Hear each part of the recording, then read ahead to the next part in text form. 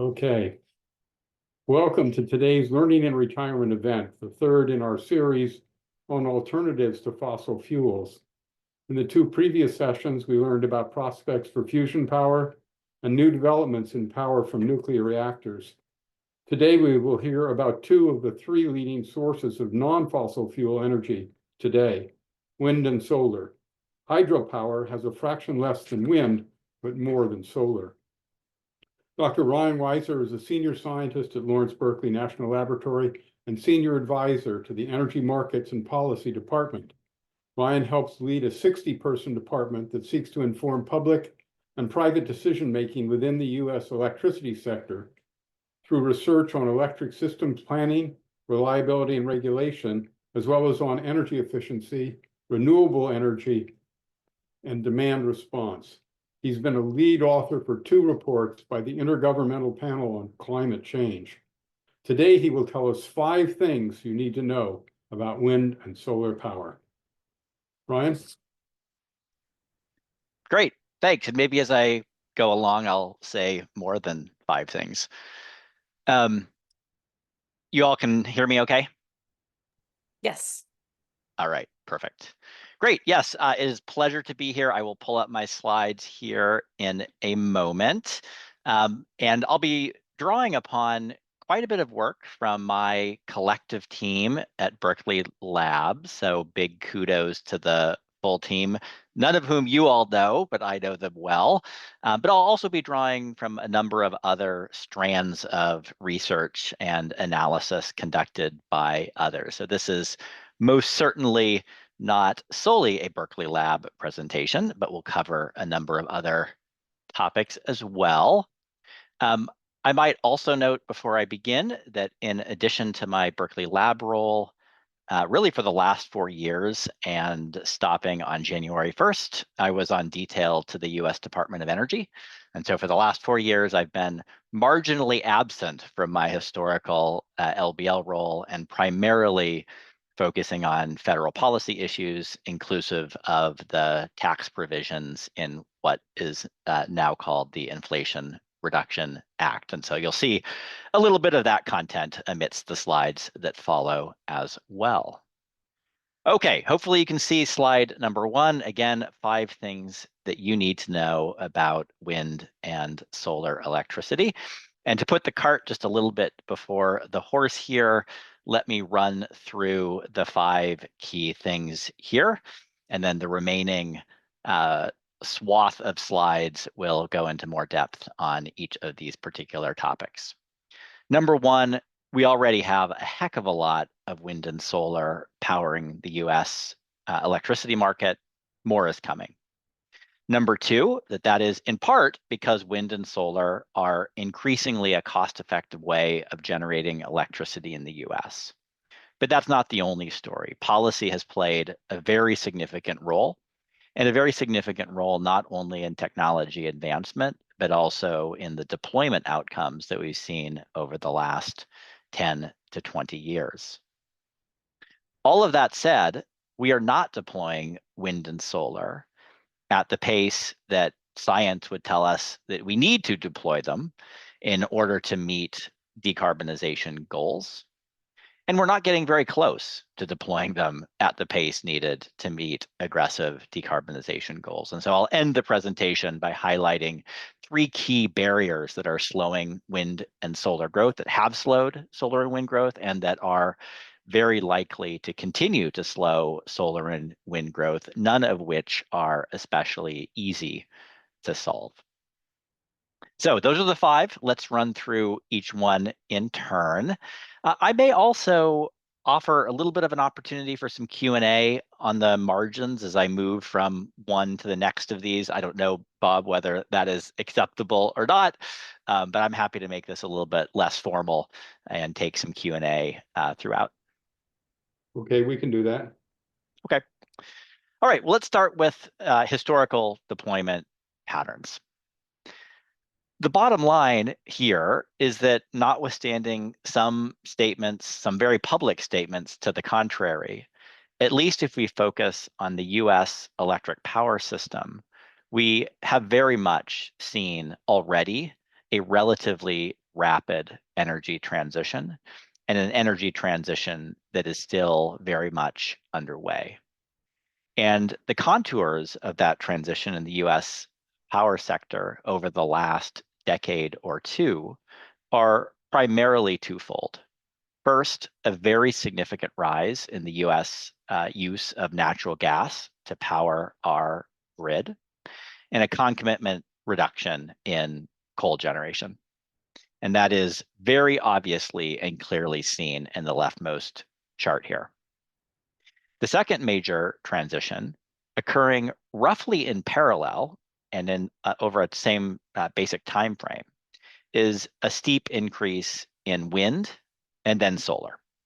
Now, those are combined in this particular chart in that kind of yellow line, but you can see solar and wind combined now exceed other renewables. Actually, if we extended those lines into 2024, you would see that solar and wind have in fact now surpassed coal in terms of their contribution to the electric power mix. When I started my career at Berkeley Lab, I guess 29 years ago, it's hard to believe it's been 29 years. 29 years ago, I would not have imagined that 29 years hence, coal would have gone from roughly 55% of the electric generation mix to just 12% last year.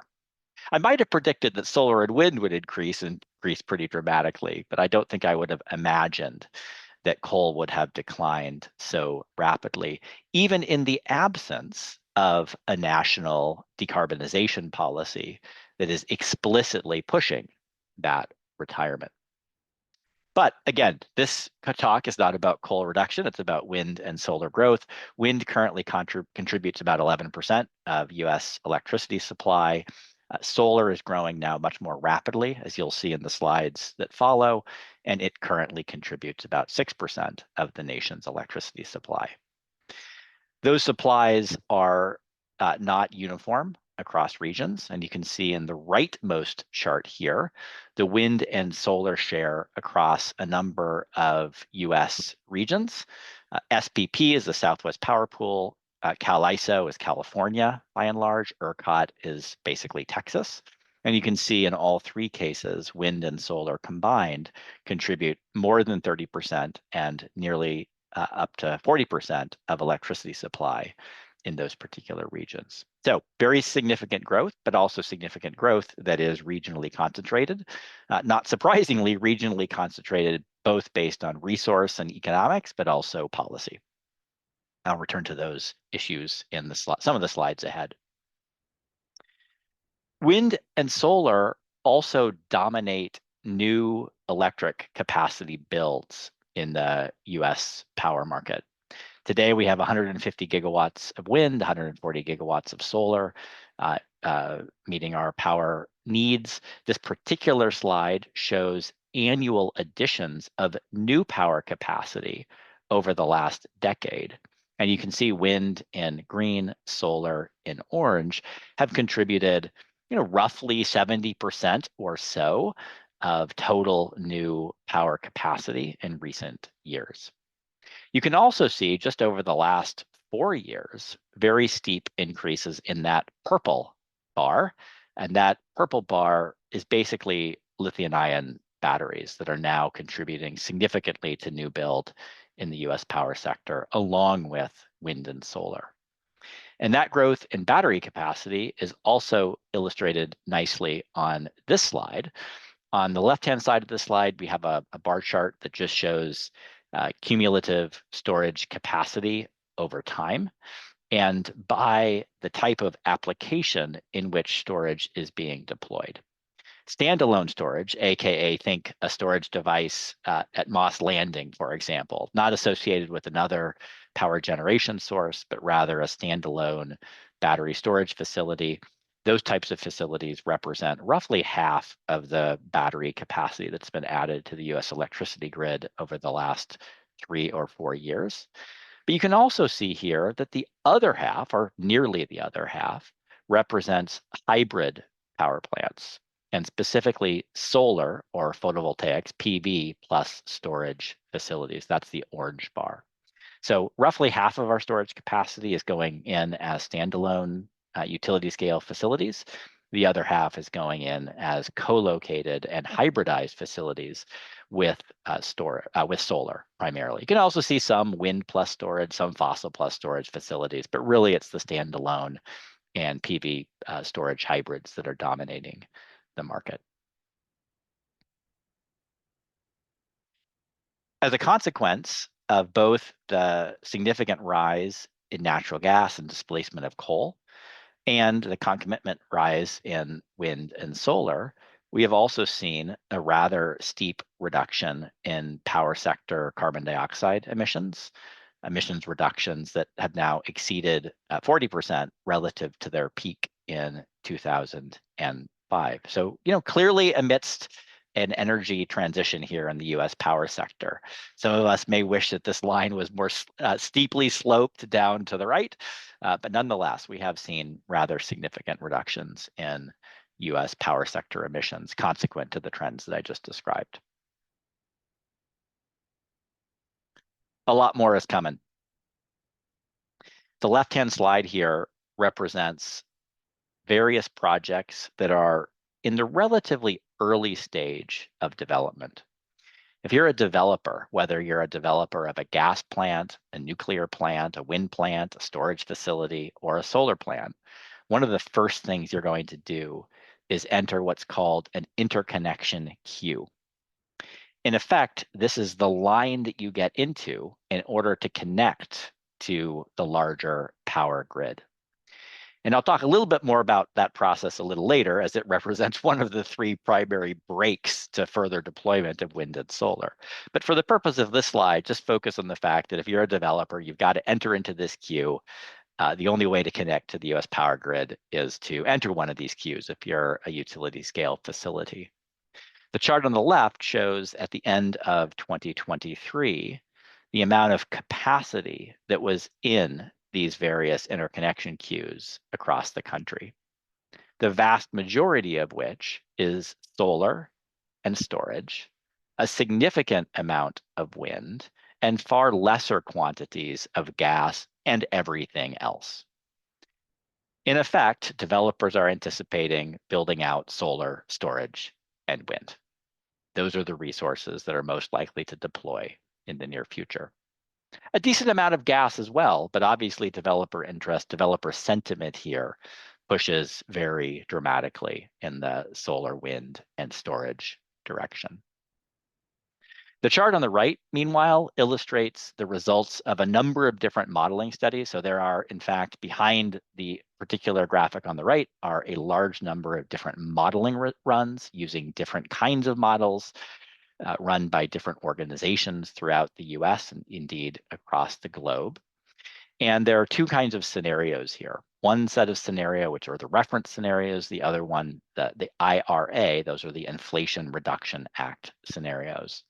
I don't want to focus on all of the details here, but suffice it to say that even without the policy mechanisms that exist within the Inflation Reduction Act, these models predict pretty significant increases in both wind and solar generation.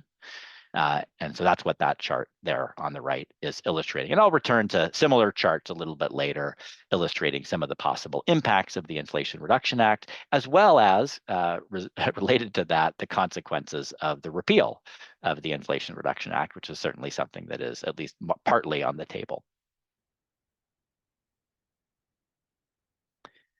I want to emphasize that this is not just a US phenomena. I'm going to really focus on the US market during the course of my presentation. That's what I primarily focus on myself, but this is very much a global storyline.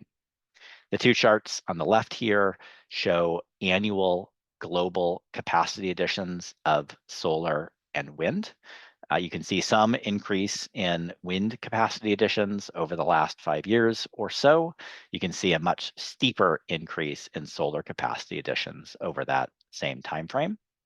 The chart on the right, meanwhile, illustrates how deeply inaccurate some of our modeling is and has been in forecasting these deployments.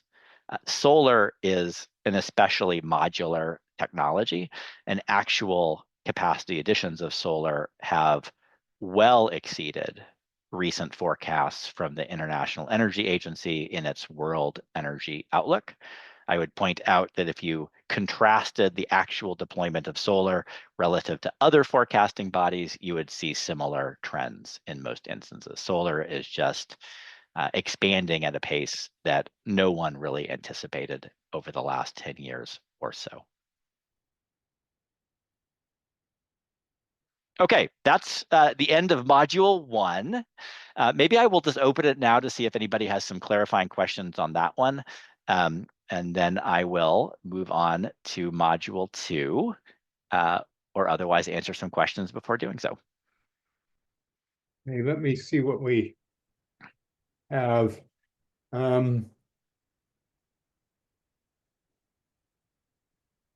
Okay, I'll read the questions. Some of them are a little complicated. So far, I have not seen wind turbines cohabiting with photovoltaic panels. Take, for example, wide open wind turbines that are on the north side of the Sacramento River, across the river from Pittsburgh, California, vast open land. Why no photovoltaics? Only wind turbines. And likewise, on the Altamont Pass, why no photovoltaics? Yeah, a couple of reasons for that. There are some facilities that combine wind and solar, to be clear. So it is correct that neither of those two locations have such hybridized facilities, but there are some wind plus solar hybrids that exist out in the world. But it's infrequent. And it's infrequent for several reasons. One is shadow, right? Big, tall, 100-meter wind turbines cast shadows. Solar really just dislikes shadows. And so some of it's just like a land optimization process. Yes, you could put solar there, but you're losing out a little bit as a consequence. It also tends to be that wind projects are not necessarily, of course, located in the sunniest of areas. And so if you looked at the location of the largest solar deployments in California, not surprisingly, you will find them in Southern California, not Northern California. You'll find them in the deserts, by and large. That being said, there are some of these facilities for sure. And one of the benefits is a certain degree of complementarity. Wind is a little bit of a random number generator in terms of when it is actually windy and able to produce electricity. But nonetheless, predominantly wind generation is a nighttime resource, whereas solar generation obviously is a daytime resource. And so there is some complementarity there. There's the possibility of sharing interconnection, sharing transmission, et cetera. And that's one of the reasons that there are some facilities that combine the two. But there are also those technical limitations that I described. Here's another question. Does solar electricity include home solar? It does. When I was presenting kind of the percent of new additions and the amount of generation from different sources, those include both home and commercial and industrial solar that is on the rooftop or at least behind the meter of commercial and industrial facilities. Solar installed capacity is rapidly expanding. Are those installations operating at capacity? For sure, no. I mean, not at night, that's for certain, right? I mean, these are lower capacity factor resources. So a wind plant that has a 100 megawatt capacity, if you look at its average generation over the course of the year, it's about 40%. Now, it's rarely actually 40%. It's often like 95%. It's often 0% or really close to 0%, but the average is about 40%. For solar, it's about 30%. And so it's certainly true that there are times when those facilities reach their maximum capacity, when it's especially windy, when it's especially sunny, but there are plenty of times when it is not. Here's another variation on the previous question, but slightly different. What fraction of the total solar actually is from the home installations of solar? I'm not going to remember the precise number. If I think about sort of distributed behind the meter solar, it represents roughly 15% of the total. So it's not a meaningless fraction. It's certainly different amounts in different states. Some states have supported a lot of rooftop and behind the meter solar. New Jersey, for example, have far less large utility scale solar. California has very much supported both utility scale and customer-sided solar, and customer-sided solar represents roughly 25% of the total in California, so highly variable. In Texas, it's almost all utility scale, hardly any behind the meter. So definitely variable based on policy and other factors. I've heard that wind energy is not as viable as originally expected, plus infrastructure costs and environmental impacts are more than thought. Are there technological improvements for this energy source? Yeah, I'll talk a little bit about the technological improvements, at least as it relates to cost reductions in some of the slides that follow. Wind deployment has slowed in the U.S. market for a variety of reasons. Lack of transmission is one. I will again cover that a little bit later. But it also, in large measure, wind is increasingly competing not just against gas and coal, but against solar. And solar is actually a pretty tough competitor for wind in some of these markets, partly because wind is much more location constrained. You can just imagine that there are not that many parts of the country that are exceedingly windy, whereas there are many parts of the country that are quite sunny. And so solar does face fewer constraints, at least in terms of siting and transmission infrastructure. Why aren't more parking lots of big box shopping centers covered with solar panels? Oh, you got to talk to the owner, the CEO of Walmart for this. There are some places where there actually are quite a few commercial scale solar facilities, typically on the top of things like Walmart, which you don't see because they're flat roofs, right? So you don't really notice them unless you're flying over. I would note that retail rate structures have a very significant impact on the economics of commercial and industrial solar, behind the meter solar. And so that's one of the factors. Another important factor, and this applies both to residential as well as to commercial and industrial, but maybe even more so residential, is that it is very costly to install residential solar in the US in comparison to other large international markets. If any of you wanted to put solar on your rooftop today in California or wherever you might be located, you would probably pay roughly $3 per watt for that installation. If you were in Germany or Australia, you would pay about $1 per watt for that installation. It's in effect 3x the cost in the US market, largely because of permitting and interconnection challenges. So we also face some constraints on the rooftop solar market that at least some other countries have more effectively resolved than we have. Okay, there are more questions, but let's go on with your talk and we'll come back to questions later.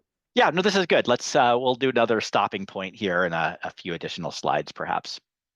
Okay, so why have solar and wind deployed relatively quickly over the last decade or two? Solar, again, more recently, wind over the course really of the last 2 decades.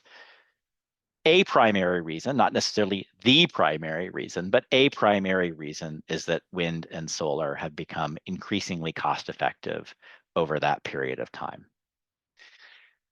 The old version of the technology, this guy who lives up in Humboldt with a solar system under some trees, is not the way that solar is principally deployed today.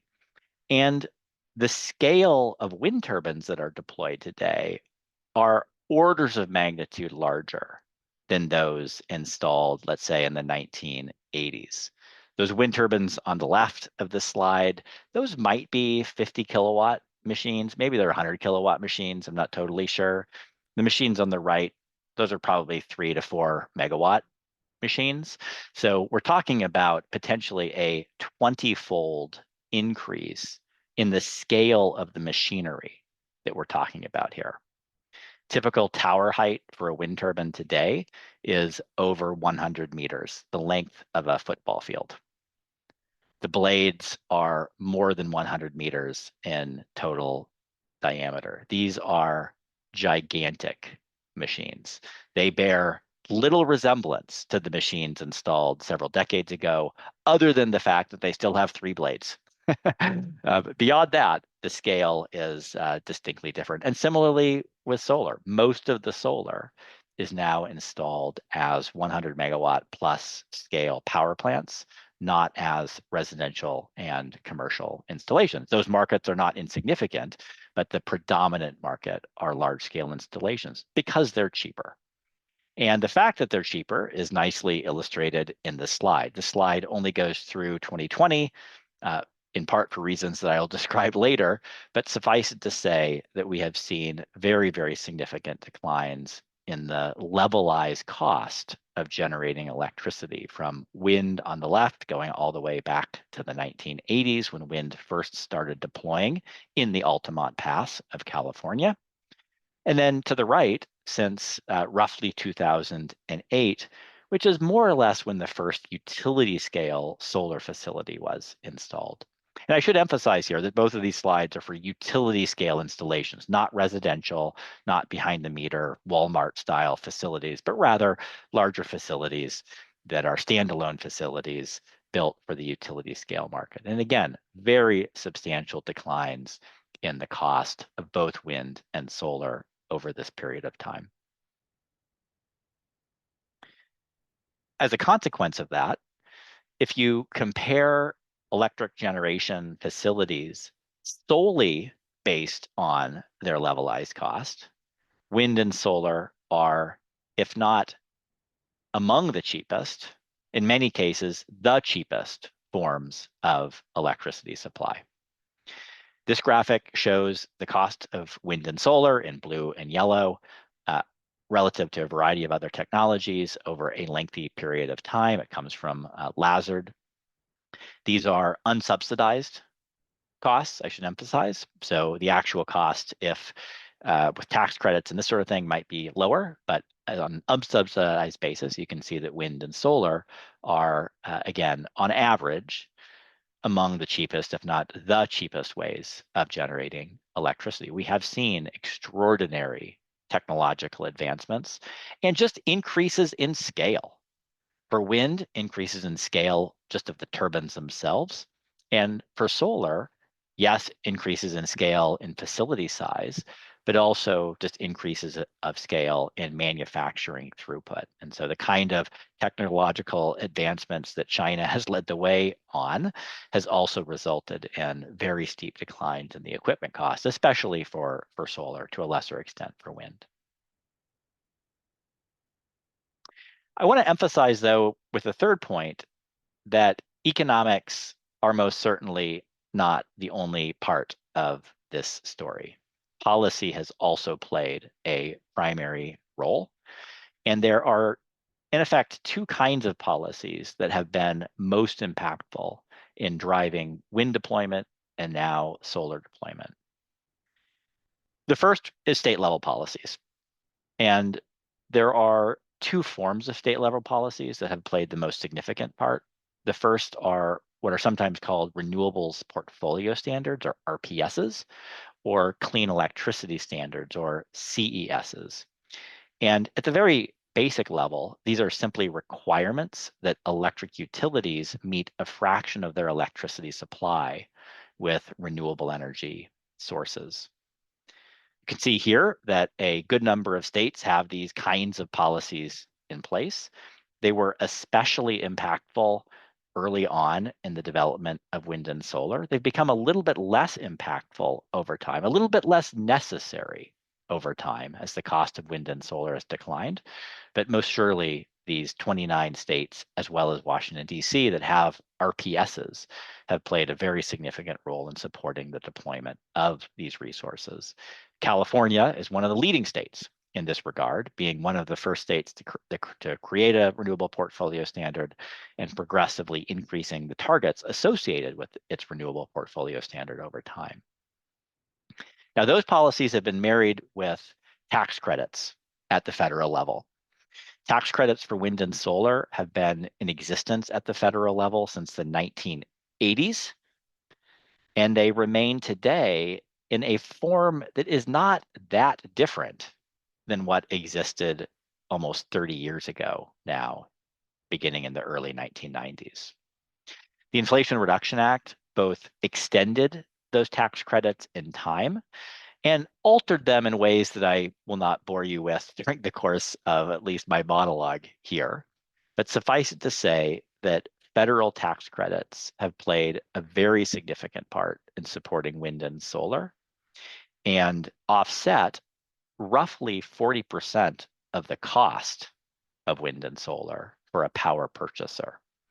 So if the levelized cost of a wind or solar plant was $60 per megawatt hour, after incentives, it might be $35 per megawatt hour. So very significant influence of the tax provisions that have historically existed and that were most recently extended and expanded within the context of the Inflation Reduction Act. Okay, let me move to point number 4, and then maybe we'll hold and have a couple of questions before moving to the final one. The fourth point is simply that if we care about decarbonizing the power sector, and if we care about climate change, we better care about decarbonizing the power sector, then we're going to need a heck of a lot more wind and solar, and we need it quickly. This next slide illustrates across a bunch of different relatively recent modeling runs the amount of cumulative clean power and storage capacity deployment that may be needed in the United States by the year 2035, depending on whether we're in a moderate electrification or an aggressive electrification path, and dependent on what our objective is. Is our objective to get to pretty high shares of clean electricity supply by 2035, or are we trying to get to 100% clean electricity supply by 2035? There's some nuance here, but the bottom line is that we need probably at least 1,000 gigawatts of capacity. Recall that we have about 290 gigawatts of wind and solar capacity today. We need to be deploying this stuff at 2 to 3x the maximum pace that we've ever deployed it to reach these kinds of targets, and therefore to be on a path of mitigating many of the consequences of global climate change. So yes, wind and solar are deploying rapidly, but realistically, they're not deploying at the pace that we need, again, if decarbonization is a principal goal. And with that, Bob, maybe I'll just take a couple minutes of additional questions before moving on to talk about 3 of the key barriers that are slowing deployment up to now. Okay, we have lots of questions coming in here. What about, well, here's a different topic, but I'll throw it in anyway. What about the possibility of ocean wave generation of electricity? Yeah, people have done research on ocean electricity. There's several different varieties. Wave is certainly one of them. Tidal is another one. Thermal gradients, yet another one. Research continues apace for ocean resources of that type. I will simply note that research has been going on for a number of decades now, and the ocean is a harsh place to put mechanical equipment. I mean, let's face it, putting wind turbines in Wyoming is also pretty harsh, but putting them in a saline environment amidst storms and the such makes it a very complicated endeavor. I do not personally think we're likely to see much ocean energy resources in our future as a consequence. I just don't see how it can compete with either land-based wind or solar. You have mentioned batteries, and here's a question about batteries. Older design lithium-ion batteries have been shown to present a risk of explosion and hazmat distribution recently at Moss Landing. Lithium-ion iron phosphate batteries are, in theory, less hazardous. How long will it take to deploy enough units of the novel battery design to persuade the public that they are safe? And how will the economics of these batteries play out until they are acceptable? Big question. Yeah, so virtually all of the new lithium-ion batteries are LFP. So if you looked at installations last year, I don't know the precise numbers, but basically all of the grid-tied new batteries installed will be LFP. So we're now installing the lower risk, lower fire danger risk technology and doing so at scale. I should say that that's largely because they're cheaper. So I don't know if we're doing it because they have less flammability risk, but that's a side benefit for sure. We've also gotten a lot smarter with containment and fire suppression systems. The Moss Landing facility is pretty unique in as much as the batteries are not containerized. They're in a much larger structure where the batteries are abutting themselves, whereas most recent installations are containerized solutions. And so there's, in effect, fire suppression by virtue of having what look like a bunch of shipping containers, each one with a large number of batteries inside. I have no idea how long it will take for public acceptance to arrive, but I do think that it's a very significant issue for sure.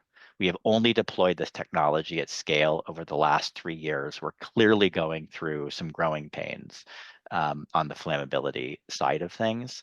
I think the industry well recognizes it, and again, with the LFP technology, the risk should be lower, along with more modern fire suppression systems from which folks have learned.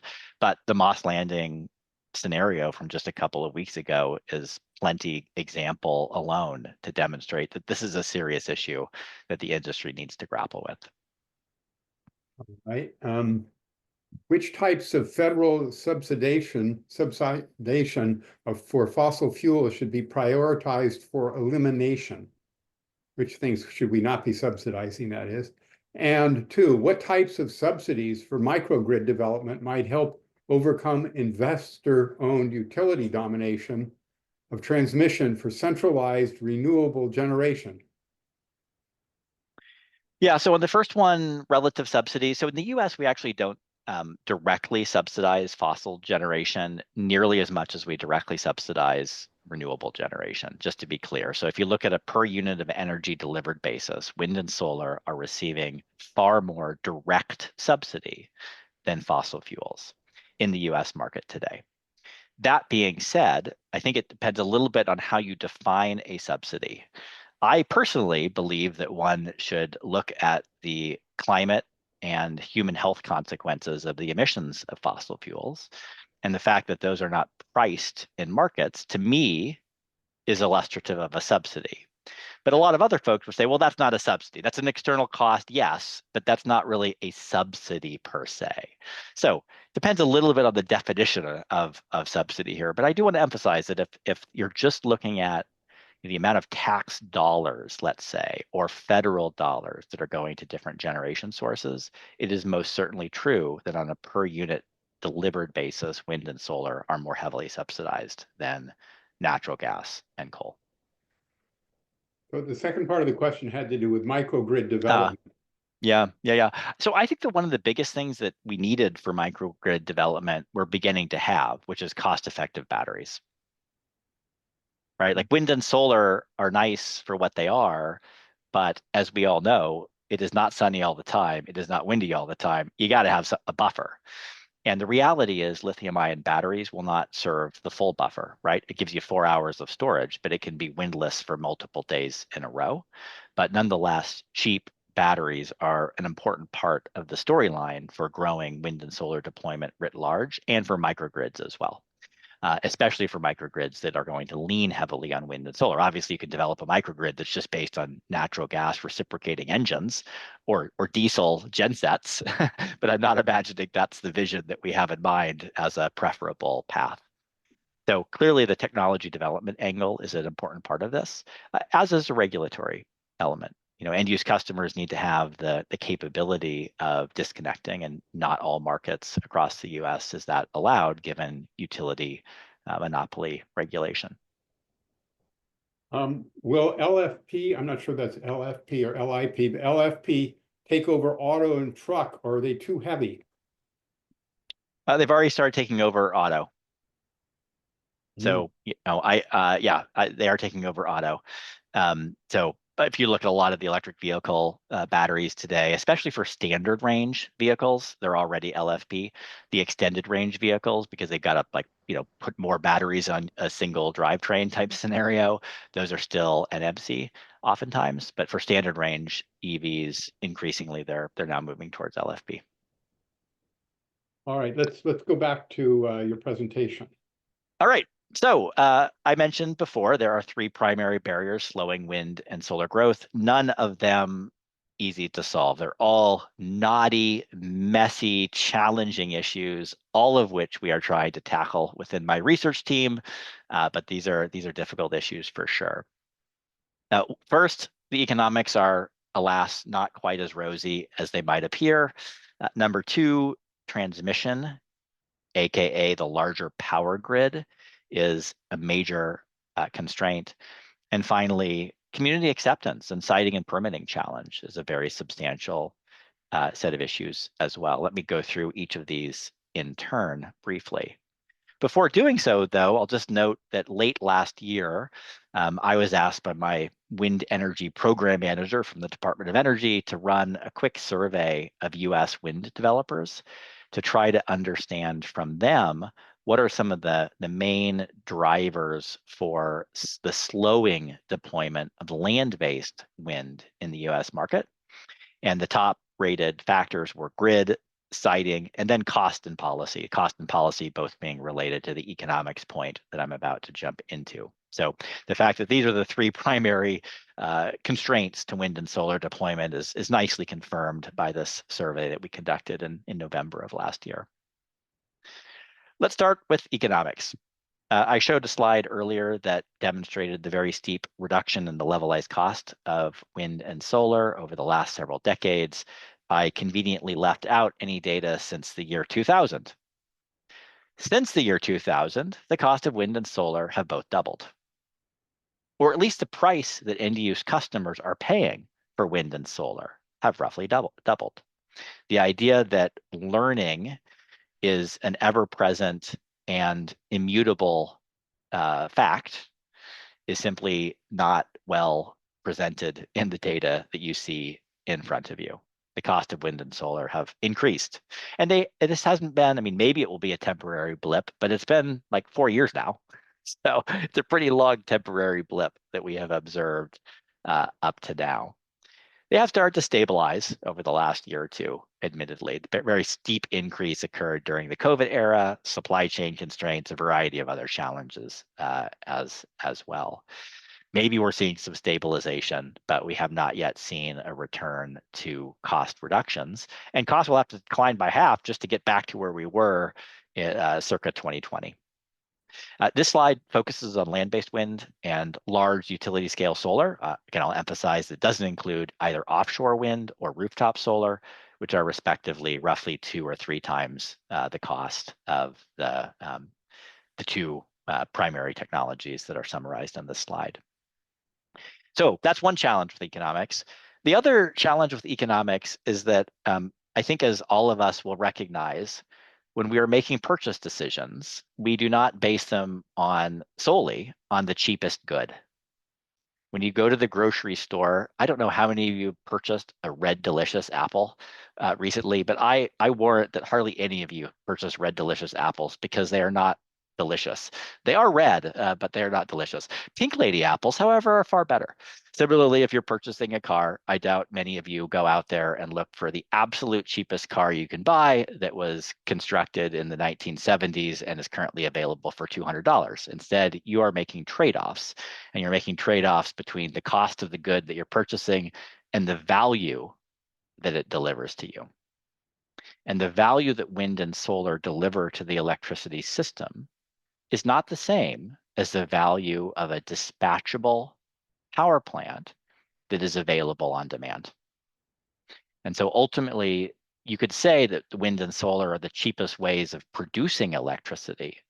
But if they're producing electricity when the grid is awash with other forms of electricity, but are incapable of producing electricity during times of peak electricity demand when we need more supply, then the value of that generation is significantly degraded.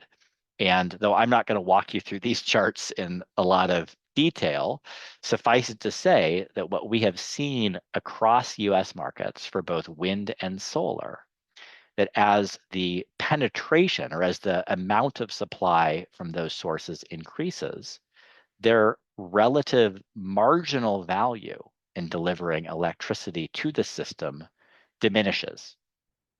The value of solar in the middle of April at 1 o'clock in the afternoon is very low. The state of California is exporting solar at that time of day. The wholesale power prices will have plummeted at that time of the year and day. And so the relative value of these resources is substantially lower. On the chart on the right, you can see solar's capture ratio. In California, it's now around 50%. What that means is that if you're a round-the-clock power generator, think a nuclear power plant. It operates all the time, unless it's down for maintenance or has some technical challenge. But otherwise, it's not dispatchable either. It's just always on or always off, but it's usually always on.